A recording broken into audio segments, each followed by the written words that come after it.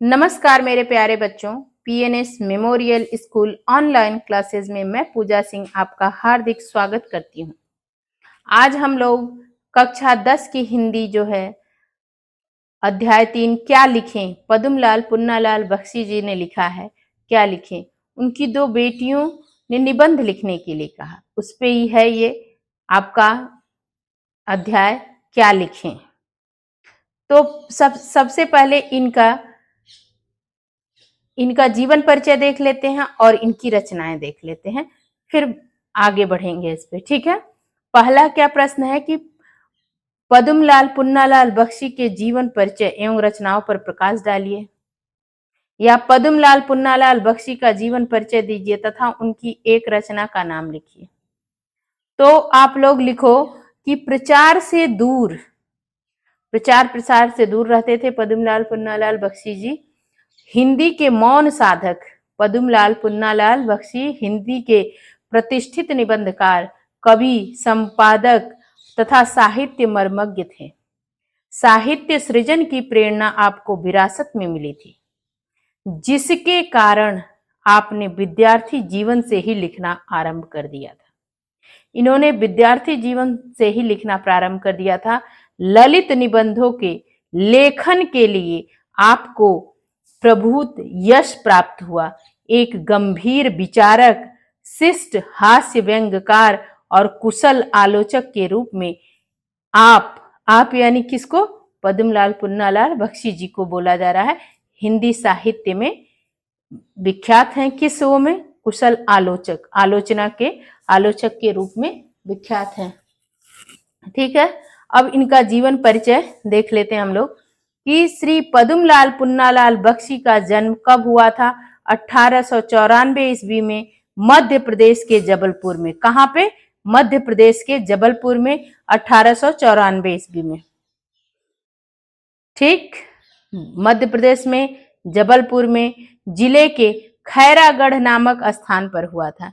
इनके पिता श्री उमराव बख्शी तथा बाबा पुन्नालाल बख्शी साहित्य प्रेमी और कवि थे। इनकी माताजी को भी साहित्य से प्रेम था, अतः परिवार के साहित्यिक वातावरण का प्रभाव इनके मन पर भी गहरा पड़ा और ये विद्यार्थी जीवन से ही कविताएं लिखने लगे। बीए उत्तीर्ण करने के बाद बख्शी जी ने साहित्य सेवा को अपना लक्ष्य बनाया तथा कहानियां और कविताएं लिखने लगे।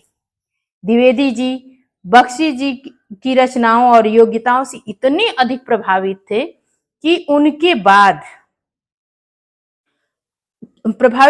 अपने बाद उन्होंने सरस्वती पत्रिका का संपादन करते थे ना महावीर प्रसाद द्विवेदी जी, और उनको संस्कार, उनको मतलब जितने भाषा के व्याकरण में एकदम कोई भी त्रुटि नहीं होनी चाहिए, सारे नियम के साथ रहता था, उसकी ही कविता वो पसंद करते थे, उसका ही गद्य पसंद करते थे, उसके ही निबंध को पसंद करते थे महावीर प्रसाद द्विवेदी जी। तो द्विवेदी जी बख्शी जी की रचनाओं और योग्यताओं से इतने अधिक प्रभावित थे कि अपने बाद उन्होंने सरस्वती की बागडोर बख्शी जी को ही सौंपी। द्विवेदी जी यानी महावीर प्रसाद द्विवेदी जी की बात हो रही है के बाद 1920 से 1927 ईस्वी तक इन्होंने कुशलता पूर्वक सरस्वती के संपादन का कार्य किया। सरस्वती पत्रिका का संपादन पहले महावीर प्रसाद द्विवेदी जी कर रहे थे 1901 या 2 से, और 1920 तक, और 1920 से 27 तक किसने किया? पद्मलाल पुन्नालाल बख्शी जी ने। और इनकी योग्यताओं से प्रभावित होकर इनको बागडोर सौंपी सरस्वती पत्रिका का। ये नाम स्वभाव के व्यक्ति थे और ख्याति से दूर रहते थे। ख्याति मतलब अपनी उपलब्धि, प्रचार प्रसार इस सबसे दूर रहते थे। खैरागढ़ के हाई स्कूल में अध्यापन कार्य करने के पश्चात इन्होंने पुनः सरस्वती का संपादन भार संभाला। सन 1971 ईस्वी में 77 वर्ष की आयु में निरंतर साहित्य सेवा करते हुए आप गोलोकवासी हो गए। ठीक, अब हम लोग क्या देख लेते हैं कि इनकी कृतियां, पद्मलाल पुन्नालाल बख्शी जी की कृतियां देख लेते हैं। बख्शी जी बहुमुखी प्रतिभा के धनी थे। इन्होंने निबंध, काव्य, कहानी, आलोचना, नाटक आदि पर अपनी लेखनी चलाई। निबंध और आलोचना के क्षेत्र में तो ये प्रसिद्ध हैं ही, अपने ललित निबंधों के कारण भी ये विशेष रूप से स्मरण किए जाते हैं। इनकी रचनाओं का विवरण अग्रलिखित है। इनकी रचनाएं देख लो आप लोग, निबंध, काव्य संग्रह, कहानी संग्रह, आलोचना, अनुदित रचनाएं। तो निबंध सबसे पहले देखते हैं। संग्रह पंच पात्र, पद्मवन, तीर्थ रेणु, प्रबंध पारिजात, कुछ बिखरे पन्ने, मकरंद बिंदु, मकरंद बिंदु, यात्री, तुम्हारे लिए, तीर्थ सलील आदि। इनके निबंध जीवन, समाज, धर्म, संस्कृति और साहित्य के विषयों पर लिखे गए हैं। निबंध में फिर से देख लो आप लोग, संग्रह पंचपात्र, पद्मवन, तीर्थ रेणु, प्रबंध पारिजात, कुछ बिखरे पन्ने, मकरंद बिंदु, यात्री, तुम्हारे लिए, तीर्थ सलील आदि। इनके निबंध जीवन, समाज, धर्म, संस्कृति और साहित्य के विषयों पर लिखे गए हैं। काव्य संग्रह देख लो आप लोग कि सतदल और अश्रुदल, इनके दो काव्य, ये याद करना आप लोग के लिए आसान होगा। काव्य संग्रह कैसे याद करोगे? सतदल अश्रुदल, सतदल अश्रुदल, सतदल अश्रुदल, दो काव्य संग्रह हैं। इनकी कविताएं प्रकृति और प्रेम विषयक हैं। अब कहानी संग्रह झलमला और अंजलि, इनकी दो कहानी संग्रह हैं, ये भी याद कर लोगे आप लोग जल्दी से। इन कहानियों में मानव जीवन की विषमताओं का चित्रण है। आलोचना, हिंदी साहित्य विमर्श, विश्व साहित्य, हिंदी उपन्यास साहित्य, हिंदी कहानी साहित्य, साहित्य शिक्षा आदि इनकी श्रेष्ठ आलोचनात्मक पुस्तकें हैं। अनुदित रचनाएं, जर्मनी के मॉरिस मेंटरलिंग के दो नाटकों का प्रायश्चित और उन्मुक्ति का बंधन शीर्षक से अनुवाद किया इन्होंने। संपादन सरस्वती का, पता ही आप लोग को। महावीर प्रसाद द्विवेदी जी इनको इतना पसंद किए कि अपने बागडोर किसको दे दिया? बख्शी जी को दे दिया।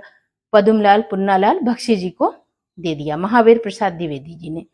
और छाया का भी संपादन किया इन्होंने। इन्होंने सरस्वती के संपादन से विशेष यश अर्जित किया। ये सारी चीजों से दूर रहते थे, लेकिन जिसके अंदर प्रतिभा रहती है ना, वो अपने आप निखर कर आती है। ठीक है। साहित्य में स्थान क्या है उनका? बख्शी जी भावुक कवि, श्रेष्ठ निबंधकार, निष्पक्ष आलोचक, कुशल पत्रकार एवं कहानीकार हैं। आलोचना और निबंध के क्षेत्र में इनका महत्वपूर्ण योगदान रहा है। विश्व साहित्य में इनकी गहरी पैठ है। अपने ललित निबंधों के लिए वे सदैव स्मरण किए जाएंगे। विचारों की मौलिकता और शैली की नूतनता के कारण हिंदी साहित्य में शुक्ल युग के निबंधकारों में इनके निबंधों का विशिष्ट स्थान है। ठीक है बच्चों, अब हम लोग आगे जब ना इस चैप्टर को पढ़ेंगे तो इनकी देखेंगे कि क्या लिखे हैं पद्मलाल पुन्नालाल बख्शी जी। तो आगे हम लोग देखते हैं इसको।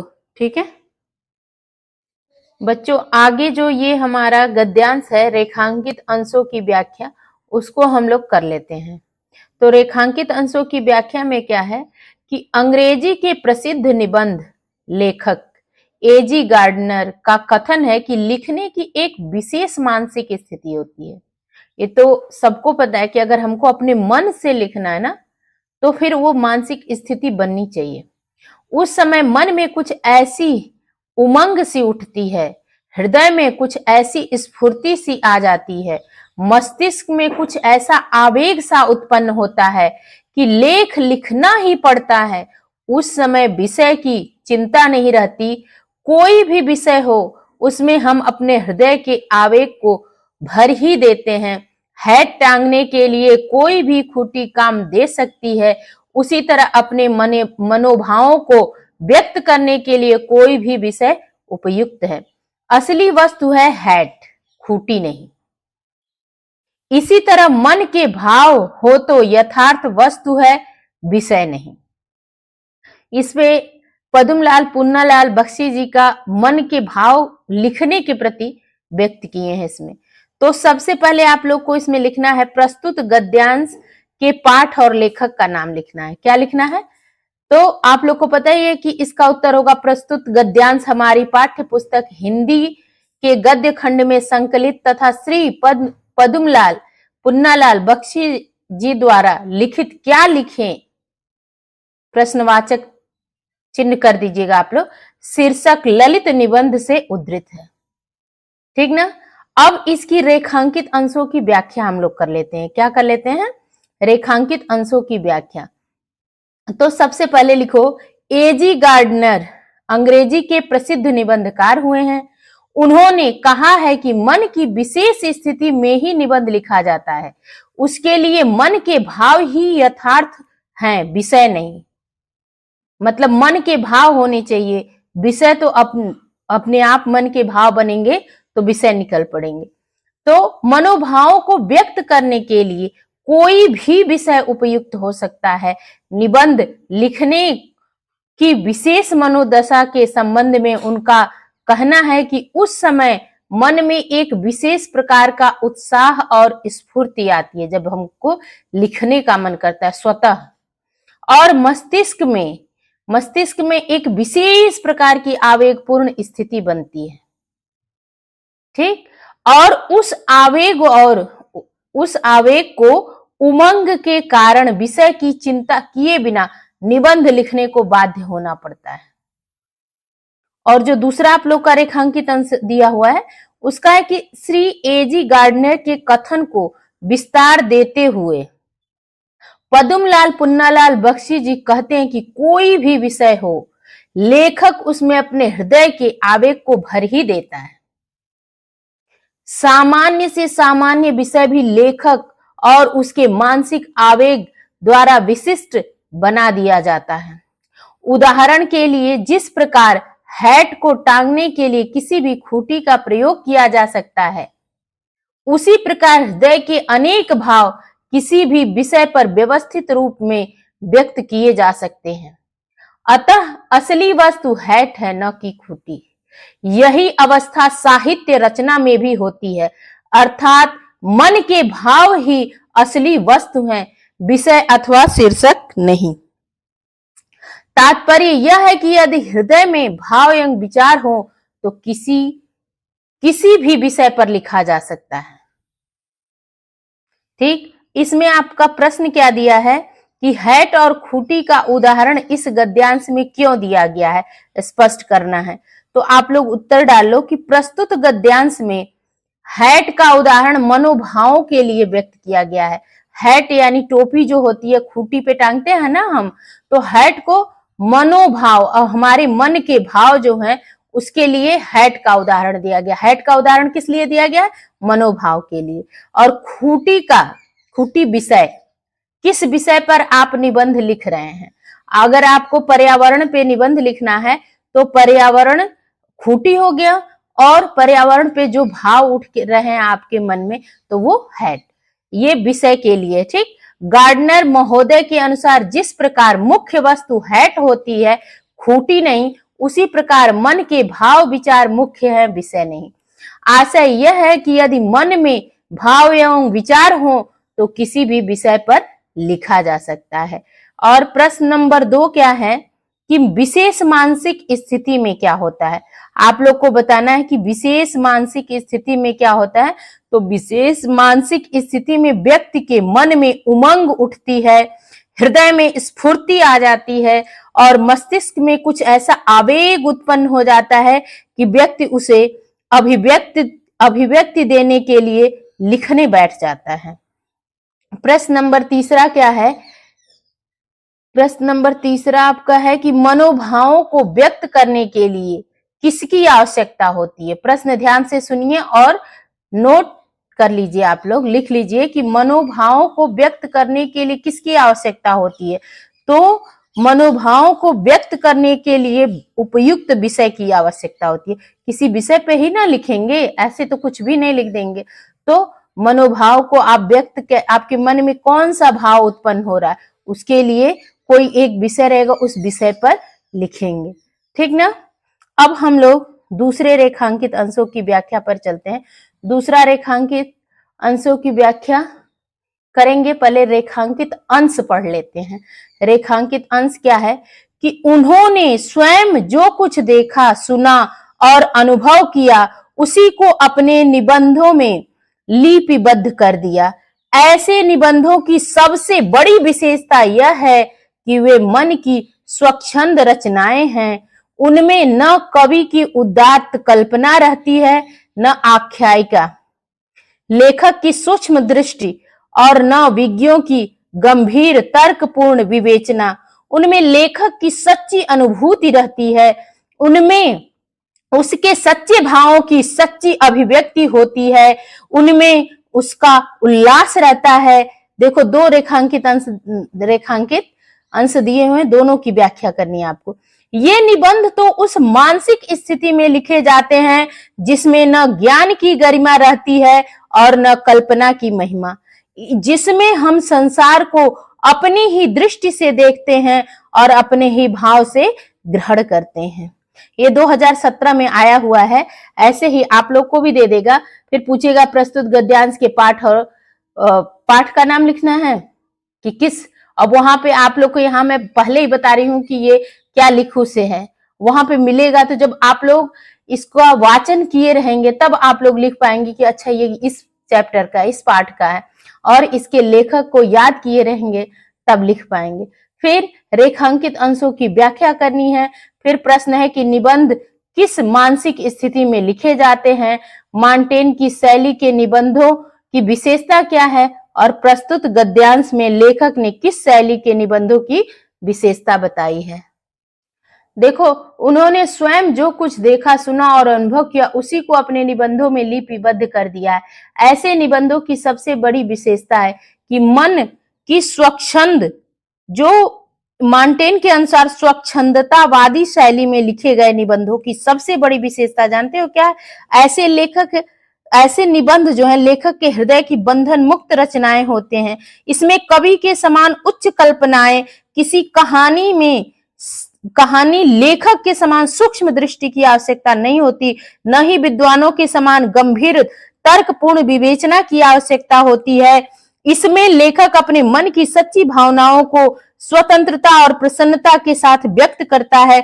इन निबंधों को लिखते समय लेखक पांडित्य प्रदर्शन की अवस्था से भी दूर रहता है। वह अपने भावों को जिस रूप में चाहता है उसी रूप में अभिव्यक्त करता है। दूसरा आप लोग का क्या है कि उनमें उसके सच्चे भाव की सच्ची अभिव्यक्ति होती है, उनमें उसका उल्लास रहता है। ये निबंध तो उस मानसिक स्थिति में लिखे जाते हैं जिसमें न ज्ञान की गरिमा होती है न कल्पना की महिमा। तो इसमें जो बख्शी जी क्या कहना चाह रहे हैं कि स्वच्छंदतावादी शैली में लिखे गए निबंधों में लेखक अपने मन में उठने वाले भावों को ज्यों का त्यों व्यक्त कर देता है। इन निबंधों में न ही ज्ञान की गुरुता निहित होती है और न ही कल्पना की उड़ान। ये निबंध लेखक के मन में सच्चे उद्गार होते हैं। वह संसार का जैसा अनुभव करता है और जिस रूप में देखता है, बिना उसमें आलंकारिकता व पांडित्य प्रदर्शन के उसी रूप में व्यक्त कर देता है। ठीक ना? तो अभी हम लोग चलो इसके लेखक और पाठ का नाम तो अब आप लोग को बताना नहीं पड़ेगा। और उसके बाद मॉन्टेन की शैली के निबंधों की विशेषता क्या है वो जान लेते हैं। फिर प्रस्तुत गद्यांश के में लेखक ने किस शैली के निबंधों की विशेषता बताई। तो ये तो आप लोग जान गए हो कि इस पाठ का नाम क्या लिखें, प्रश्नवाचक चिन्ह हर बार डालना जरूर। और इसके लेखक हैं श्री पद्मलाल पुन्नालाल बख्शी जी। ठीक ना? सबसे पहले प्रथम रेखांकित अंशों की व्याख्या कर लेते हैं। फटाफट आप लोग नोट डाउन कर लो अपनी रफ में, फिर फेयर कर लेना। श्री पद्मलाल पुन्नालाल बख्शी जी लिखते हैं कि मॉन्टेन के अनुसार स्वच्छंदतावादी शैली में लिखे गए निबंधों की सबसे बड़ी विशेषता यह होती है कि ऐसे निबंध लेखक के हृदय की बंधन मुक्त रचनाएं होते हैं।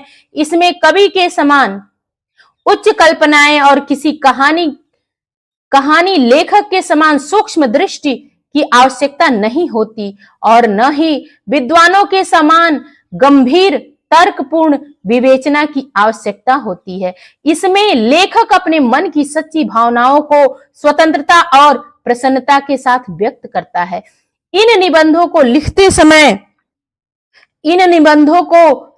समय लेखक पांडित्य प्रदर्शन की अवस्था से भी दूर रहता है। वह अपने भावों को जिस रूप में चाहता है उसी रूप में अभिव्यक्त करता है।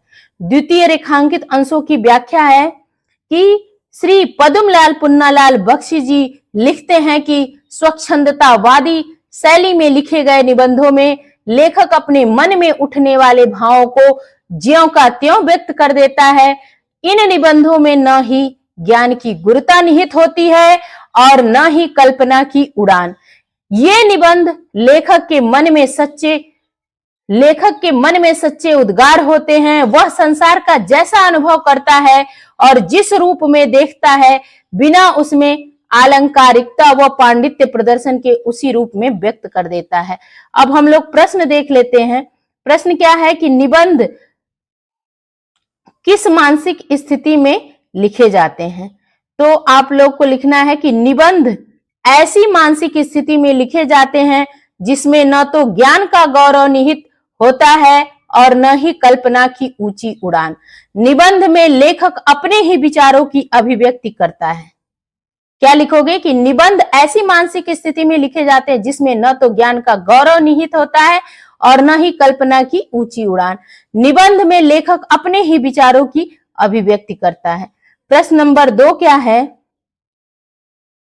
प्रश्न नंबर 2 है कि मॉन्टेन की शैली के निबंधों की विशेषता क्या है? मॉन्टेन के शैली के निबंधों की विशेषता क्या है? तो आप लोग को लिख देना है कि मॉन्टेन, ये देखो गलत हो गया, कि शैली के निबंधों की विशेषता है कि वे लेखक के हृदय की बंधन मुक्त रचनाएं हैं, जिनमें लेखक की वास्तविक अनुभूति, यानी जो उनके दिल में, उनके मन में जो भाव वास्तव रूप में अनुभूति करे, वो अनुभव करें और भावों का वास्तविक प्रकटीकरण होता है। और प्रश्न नंबर 3 क्या है कि प्रस्तुत गद्यांश में लेखक ने किस शैली के निबंधों की विशेषता बताई है? तो किस शैली की विशेषता बताई है? प्रस्तुत गद्यांश में लेखक ने स्वच्छंदतावादी यानी बंधन मुक्त शैली के निबंधों की विशेषता बताई। ये तो आप लोग भी जब लिखोगे ना तो एकदम बंधन मुक्त, जब नंबर के लिए नहीं लिखना रहेगा, आपको खुद से लिखना। तो उसके लिए स्वच्छंद मतलब आप स्वतंत्र होकर किसी एक विषय को चुनकर और उस पर लिखना चाहोगे तो वो वही चीज, वही उसमें ही अपने मन के असली भाव आएंगे, ठीक ना। तो शैली के निबंधों की विशेषता बताई है और स्पष्ट किया है कि इन निबंधों में बनावट, ऊंची कल्पना और तर्कपूर्ण विवेचना नहीं होती, इसमें वास्तविकता होती है, ठीक। अब हमारा अगला गद्यांश क्या कह रहा है कि तीसरा है ये, दूर के ढोल सुहावने होते हैं। ये मुहावरा है, आप लोग सुने होंगे कि दूर के ढोल सुहाने होते हैं क्योंकि उनकी कर्कशता दूर तक नहीं पहुंचती। जब ढोल के पास बैठे रहिए तो कुछ लोगों के कान के पर्दे फटते रहते हैं। तब दूर किसी नदी के तट पर संध्या समय किसी दूसरे के कान में वही शब्द मधुरता का संचार कर देते हैं। ढोल के उन्हीं शब्दों को सुनकर वह अपने हृदय में किसी के विवाहोत्सव, मतलब किसी का विवाह है, विवाह का उत्सव है, का चित्र अंकित कर लेता है। कोलाहल से पूर्ण घर के एक कोने में बैठी हुई किसी लज्जाशीला नववधू की कल्पना कर लेता है अपने मन में। उस नववधू के प्रेम, उल्लास, संकोच, आशंका और विषाद से युक्त हृदय के कंपन ढोल की कर्कश ध्वनि को मधुर बना देती है, क्योंकि उसके साथ आनंद का कलरव जैसे पक्षी बोलते हैं ना, तो होता है पक्षी का कलरव कर रहे हैं। उत्सव जानते ही हो आप लोग, प्रमोद और प्रेम का संगीत, ये तीनों मिले रहते हैं, तभी उसकी कर्कशता समीपस्थ लोगों को भी कटु नहीं प्रतीत होती और दूरस्थ लोगों के लिए तो वह अत्यंत मधुर बन जाती है। ये आप लोग के 2010-13 दोनों में आया हुआ है। तो सबसे पहले आप लोग को गद्यांश के पाठ और लेखक का नाम लिखना है, जो आप लोग 2 करके जान गए। अब नहीं बताऊंगी आप लोग को कि लेखक का क्या नाम है और गद्यांश किस पाठ से लिया गया, लेकिन रेखांकित अंशों की व्याख्या बताऊंगी और ये प्रश्न और उत्तर कराऊंगी। तो सबसे पहले पाठ का नाम कर लो और फिर रेखांकित अंशों की व्याख्या करते हैं। तो पहले जो रेखांकित अंश है उसकी व्याख्या देख लेते हैं। लेखक श्री पद्मलाल पुन्नालाल बख्शी जी का कथन है कि दूर के ढोल इसलिए अच्छे लगते हैं क्योंकि उनकी कर्णकटु ध्वनि बहुत दूर तक नहीं पहुंचती। लेखक श्री पद्मलाल पुन्नालाल बख्शी का कथन है कि दूर के ढोल इसलिए अच्छे लगते हैं क्योंकि उनकी जो कर्णकटु कानों को कटु लगने वाली ध्वनि है बहुत दूर तक नहीं पहुंचती। जब वे बज रहे होते हैं तो समीप बैठे हुए लोगों के कान के पर्दे फाड़ रहे होते हैं, जबकि दूर किसी भी नदी के किनारे संध्याकालीन समय के शांत वातावरण में बैठे हुए लोगों को अपने मधुर स्वर से प्रसन्न कर रहे होते हैं।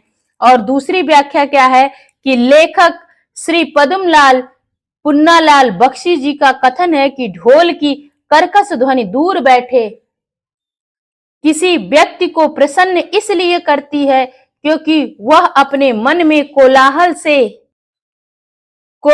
से पूर्ण किसी घर के कोने में शादी के कारण लज्जाशील युवती की भी कल्पना करने लगता है। शादी की मधुर कल्पना प्रेम, उल्लास, हर्ष, संकोच, संदेह और दुख से युक्त हृदय के कंपन उस ढोल के कर्णकटु शब्दों को मधुर बना देते हैं। इसका कारण यह है कि उस नव विवाहिता के हृदय में आनंद का मधुर राग, उत्सव, प्रेम, प्रसन्नता, विशेष प्रसन्नता और प्रेम का संगीत, ये तीनों तत्व एक साथ अवस्थित रहते हैं। कहने का भाव यह है कि यदि विवाह होने की प्रसन्नता, जीवन की मधुर कल्पनाएं और प्रिय के प्रति प्रेम की भावना न हो तो वह नव विवाहिता को भी विवाहोत्सव में बजने वाले ढोल सुहावना न लगे। प्रश्न नंबर 1 क्या कह रहा है कि प्रस्तुत अंश में दूर के ढोल और नववधु में साम्य और वैषम्य बताइए। आपको बताना है कि क्या साम्य है। तो देखो, ढोल की ध्वनि जब दूर से आती सुनाई देती है उसी समय वह कानों में मधुरता का संचार करती है, लेकिन पास से सुनाई देने पर वह कानों के पर्दे भी फाड़ सकती है। लेकिन नववधु की कल्पना दोनों की स्थितियों में विवाहोत्सव में उपस्थित अथवा दूर बैठे विवाहोत्सव की कल्पना कर रहे व्यक्ति के मन में मधुरता का संचार करती है और समीप यानी पास बैठे रहने पर भी उसे ढोल की ध्वनि मधुर ही लगती है। और प्रश्न नंबर 2 क्या है कि ढोल की आवाज किसके लिए कर्कश होती है और किसके लिए मधुर। तो आप लोग लिख लो कि ढोल की ध्वनि समीप बैठे व्यक्ति के लिए कर्कश होती है और दूर बैठे व्यक्ति के लिए मधुर। लेकिन जब समीप में बैठा व्यक्ति विवाहोत्सव में उपस्थित किसी नववधु की कल्पना अपने मन में कर लेता है उस समय उसे ढोल की कर्कश ध्वनि भी मधुर सुनाई पड़ती है। प्रश्न नंबर 3 क्या है कि ढोल की कर्कश ध्वनि को कौन मधुर बना देता है और क्यों। ढोल की कर्कश ध्वनि को कौन मधुर बना देता है और क्यों। तो इसको आप लोग को लिखना है कि ढोल की कर्कश ध्वनि को किसी नववधु जो है कि प्रेम, उल्लास, संकोच आदि भावों से युक्त हृदय के कंपन मधुर बना देते हैं, क्योंकि उसके साथ आनंद की मधुर ध्वनि, उत्सव का आनंद और प्रेम का संगीत तीनों ही मिले जुले रहते हैं। प्रश्न नंबर 4 क्या है। प्रश्न नंबर 4 है आपका, प्रश्न नंबर 4 है कि दूर के ढोल सुहावने क्यों होते हैं। तो लिख लो आप लोग कि दूर के ढोल सुहावने इसलिए होते हैं क्योंकि कानों को कठोर लगने वाली उनकी कर्कश ध्वनि दूर तक नहीं पहुंचती। अब आप लोग को चौथा जो रेखांकित अंश की व्याख्या है वो हम लोग देख लेते हैं। तो चौथा रेखांकित अंशों की व्याख्या क्या है। पहले व्याख्या नहीं करेंगे, पहले ये अंश पढ़ लेते हैं, रेखांकित अंश, फिर उसके बाद हम लोग प्रश्न उत्तर करेंगे और व्याख्या करेंगे। ठीक, तो जो तरुण संसार के जीवन संग्राम से दूर हैं उन्हें संसार का चित्र बड़ा ही मनमोहक प्रतीत होता है। जो वृद्ध हो गए हैं, जो अपनी बाल्यावस्था और तरुणावस्था से दूर हट आए हैं, उन्हें अपने अतीत काल की स्मृति बड़ी सुखद लगती है। वे अतीत का ही स्वप्न देखते रहते हैं। तरुणों के लिए जैसे भविष्य उज्जवल होता है, वैसे ही वृद्धों के लिए अतीत। वृद्ध जो रहते हैं, जो समय बीत गया रहता है, उसके बारे में बात करते हैं, और तरुण जो नौजवान रहते हैं, वो भविष्य के बारे में सोचते रहते हैं। तो वर्तमान से दोनों ही असंतुष्ट रहते हैं। जो वृद्ध रहते हैं वो भी वर्तमान में बोलते हैं कि आजकल के बच्चे तो ऐसे, हमारे समय में तो ये होता था। और जो वर्तमान के नवयुवक हैं, नवयुवती हैं या नए लोग हैं, वो सोचते हैं कि भविष्य में ऐसा ऐसा होगा या करेंगे ऐसा।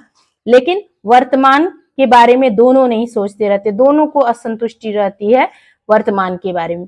तरुण भविष्य को वर्तमान में लाना चाहते हैं और वृद्ध अतीत को खींचकर वर्तमान में देखना चाहते हैं। वर्तमान से दोनों ही असंतुष्ट हैं, वृद्ध भी और तरुण नौजवान भी, तरुण भी। ठीक, तो अब हम लोग प्रश्न 1 क्या है, पहले तो प्रस्तुत गद्यांश के पाठ और लेखक का नाम बताना है। तो गद्यांश के पाठ आप लोग को पता ही है कि क्या है, कि प्रस्तुत गद्यांश हमारी पाठ्य पुस्तक हिंदी के गद्य खंड में संकलित तथा श्री पदुमलाल पुन्नालाल बख्शी द्वारा लिखित। क्या लिखें, प्रश्नवाचक चिन्ह के साथ लिखिएगा आप लोग, क्या लिखें, और इन्वर्टेड कामा में बंद रहेगा। ठीक है, और आप लोग ये लिख लीजिएगा कि ललित निबंध से उद्धृत है। अब उसके बाद रेखांकित अंशों की व्याख्या कर लीजिए। रेखांकित अंशों की व्याख्या में क्या लिखेंगे कि लेखक श्री पदुमलाल पुन्नालाल बख्शी जी का कहना है कि जिन नौजवानों ने संसार के कष्टों, समस्याओं और कठिनाइयों का सामना नहीं किया, उन्हें यह संसार बड़ा आकर्षक और सुंदर प्रतीत होता है, क्योंकि वे अपने उज्जवल भविष्य के स्वप्न देखते हैं। जीवन संघर्षों से बहुत दूर रहते हैं और दूर के ढोल तो सभी को सुहावने लगते हैं। जो अपनी बाल्यावस्था और जवानी को पार करके अब वृद्ध हो गए हैं, वे बीते समय के गीत गाकर प्रसन्न होते हैं और नवयुवकों से भविष्य दूर होता है तथा वृद्धों से उनका बचपन दूर होता है। ठीक है, बचपन दूर हो गया होता है, इसीलिए नवयुवकों को भविष्य तथा वृद्धों को अतीत प्रिय लगता है। ठीक ना बच्चों, अब हमारा ये जो दूसरा रेखांकित अंशों की व्याख्या है वो क्या है कि लेखक श्री बख्शी जी का कहना है कि नवयुवक उत्साह और साहस के साथ वर्तमान को बदलना चाहते हैं और वृद्ध बीते हुए समय और उच्च सांस्कृतिक विरासत की रक्षा करना चाहते हैं। इसी संघर्ष में दोनों का जीवन सदैव तनावपूर्ण रहता है, पर इससे लाभ यह है कि युवकों के प्रयास से वर्तमान काल में सुधार होते हैं और वृद्धों के प्रयास से गौरवपूर्ण संस्कृति की रक्षा होती है। अब हमारी जो पहला प्रश्न है कि वर्तमान समय सदैव सुधारों का समय क्यों बना रहता है, आप लोग को बताना है। तो उत्तर लिख लो, वर्तमान समय सदैव सुधारों का समय इसलिए बना रहता है क्योंकि प्रत्येक व्यक्ति, चाहे वह युवा हो अथवा वृद्ध, अपने वर्तमान से दुखी होता है। युवा अपने भविष्य के सुखद स्वप्न देखते हैं और वृद्ध अपने अतीत के सुखों का गान करते हैं। वर्तमान किसी को अच्छा नहीं लगता क्योंकि वह उनके सामने होता है। वस्तुतः जो भी हमें प्राप्त होता है, हम प्रायः उससे असंतुष्ट ही रहते हैं, इसलिए उसमें परिवर्तन करते रहते हैं। यही कारण है कि वर्तमान समय सदैव सुधारों का समय बना रहता है। अब हमारा प्रश्न नंबर 2 क्या है कि प्रस्तुत गद्यांश में लेखक क्या कहना चाहता है। तो लेखक कहना चाहते हैं कि प्रस्तुत गद्यांश में लेखक कहना चाहते हैं कि वृद्धों की सोच से हमारी संस्कृति सुरक्षित रहती है और युवाओं की सोच से वर्तमान में सुधार होते हैं। यदि ऐसा नहीं होता तो आगे आने वाली पीढ़ियां सदैव एक ही अतीत को ढोती रहती। उसके बाद हमारा प्रश्न नंबर 3 है कि युवा और वृद्ध व्यक्तियों के वैचारिक अंतर को स्पष्ट कीजिए, या तरुण और वृद्ध दोनों क्या चाहते हैं वो आपको बताना है। तो अब आप लोग लिख लीजिए कि युवाओं को भविष्य की स्मृति मनमोहक प्रतीत होती है और वृद्धों को अतीत की। युवाओं के लिए भविष्य उज्जवल होता है और वृद्धों के लिए अतीत। युवा भविष्य को वर्तमान में लाना चाहते हैं और वृद्ध अतीत को। युवा क्रांति के समर्थक होते हैं और वृद्ध अतीत गौरव के संरक्षक होते हैं। अब हमारा चौथा प्रश्न क्या है। चौथा प्रश्न देख लीजिए आप लोग कि संसार का चित्र किसे बड़ा मनमोहक प्रतीत होता है। ये तो अब आप लोग भी बता सकते हैं कि संसार का चित्र ऐसे युवाओं को बड़ा ही आकर्षक प्रतीत होता है जो जीवन रूपी संग्राम से बहुत दूर हैं, अर्थात जिन्होंने संसार के कष्टों, समस्याओं और कठिनाइयों का सामना नहीं किया है।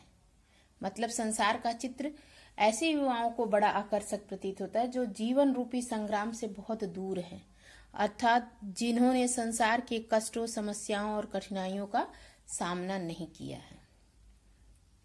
अब प्रश्न नंबर 5 क्या है, आप लोग देख लो कि तरुण और वृद्ध दोनों क्या चाहते हैं।